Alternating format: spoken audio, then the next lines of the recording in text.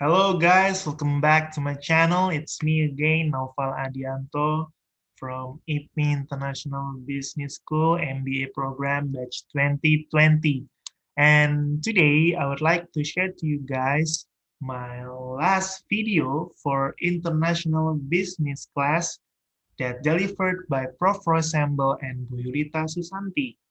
And for this last video, I would like to share to you guys my mind mapping for this whole week of the class, or I could say the summary for this international business class that I have shared to you from the first week until the 7th week previously. So let's start for the mind mapping discussion and presentation.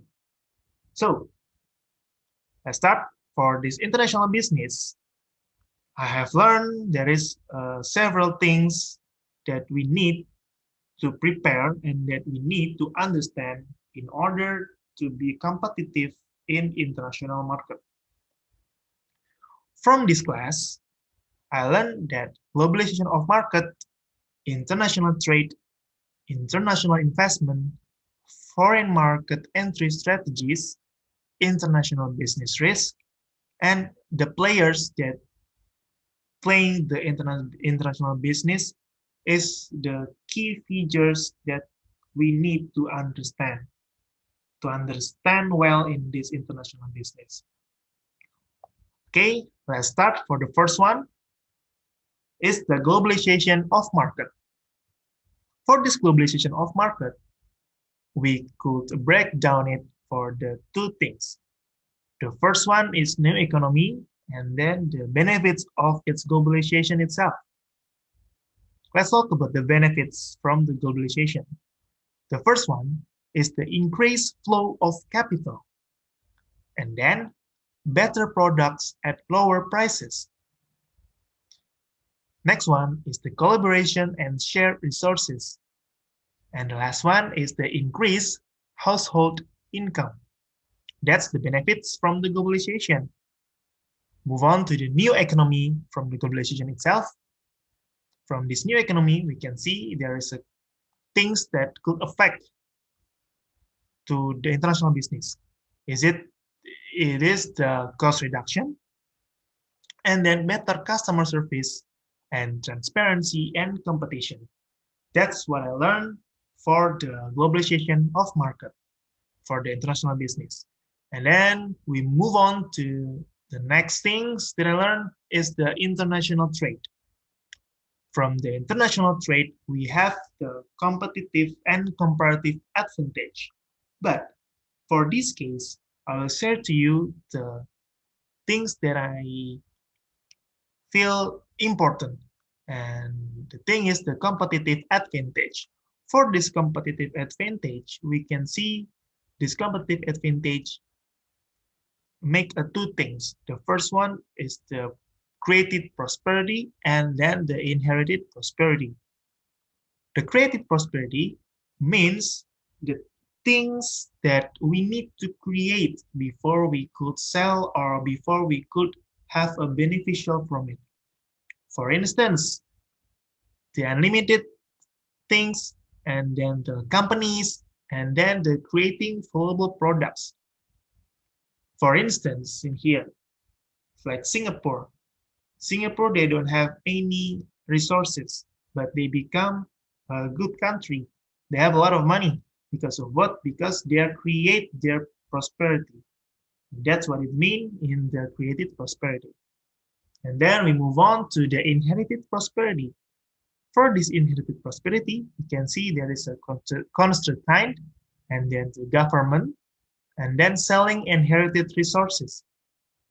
So for this inherited prosperity is like Indonesia. Indonesia have a lot of natural resources like water and then mining sector, oil and gas, and etc. And no need for us to create something. We just take our resources and sell it to other country or company. That what we call the inherited prosperity. And then we move on to the international investment. For the international investment, I could summarize for the foreign direct investment. The foreign direct investment, what is the motives? The motives of foreign direct investment is one, market seeking to access, sustain, and expand market in the host country to overcome import barriers to expand and improve market position.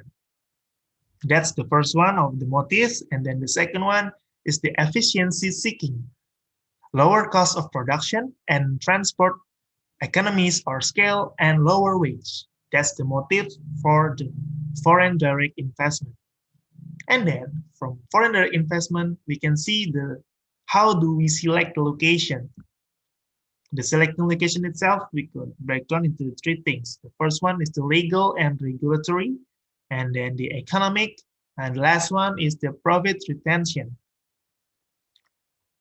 The factor of foreign direct investment is the human resources, market, political, and infrastructure.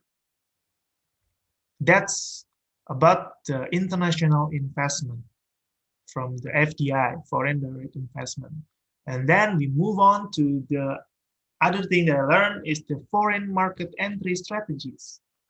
For this foreign market entry strategies, we can see there is a few things that affect this market entry strategies.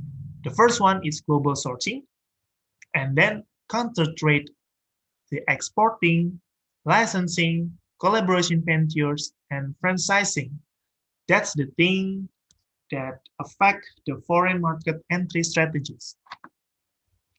Then move on to other one that I learned for international business is the international business risk.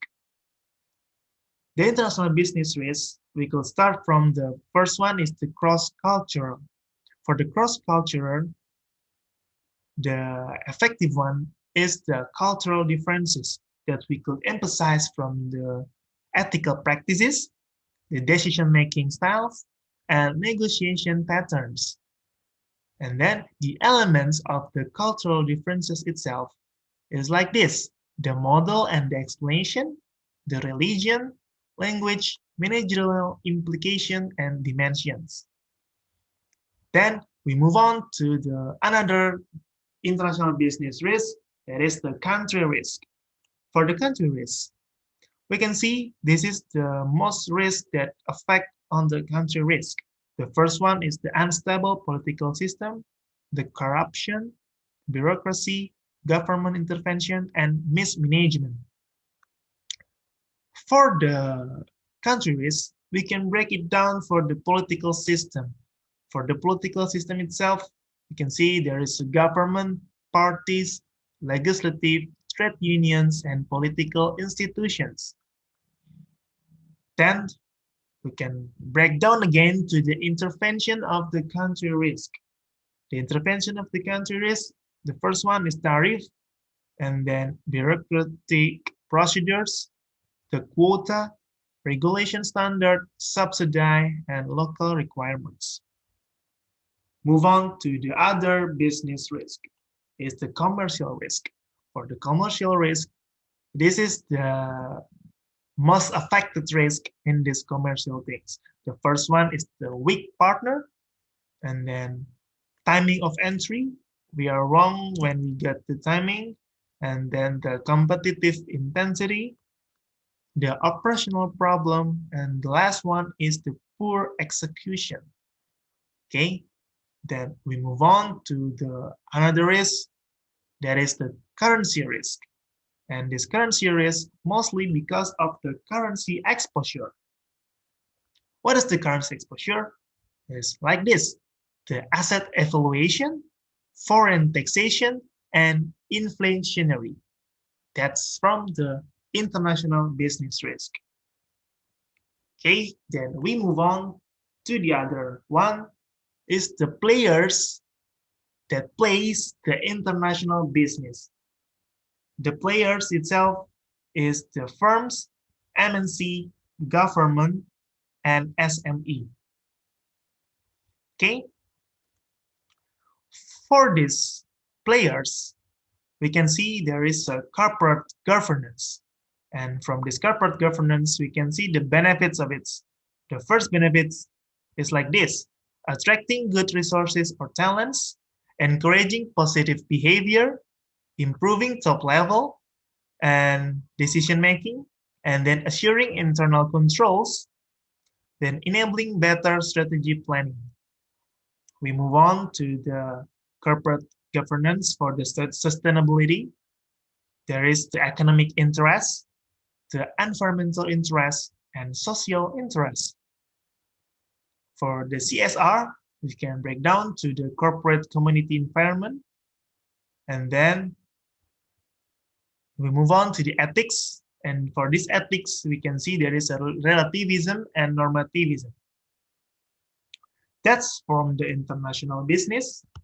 And for this mind mapping, it provides an integrated approach in understanding international business as a basis for developing the overall business strategy. International business consists of device transactions in advance which are implemented through national borders. Any company that performs any exchange of goods, services, or international transaction outside their country is a participant in the international market directly or indirectly. International business is realized within the process of globalization of business, which actually means increasing international integration and manufacturing processes and international market for goods and services. Globalization refers to growth of global connectivity, integration and interdependence of economic, social, technological, cultural, political, and environmental spheres. To be able to perform in a foreign or international market, it is necessary to know the international trading system. The so-called trade restriction and organizations working on the promotion of international trade or exchange with the goods need to be known as well. Developing international trade and other forms of international cooperation and state influence on the conduct of international trade leads to the urge of establishing some form of mutual agreement and bargaining between companies from different countries. The simplest form of realization of international business is exports, which may be direct or indirect by using intermediaries such as agents. More complex operations appear as joint ventures or realization of joint operations, direct investment, work in duty-free zones, and etc. So I could say international trade is an extension of the production, exchange, and consumption, which are basic elements of life. Producers and consumers included in international trade are from different countries. So that's what I learned from this international business class. And this is the mind map that I have made before.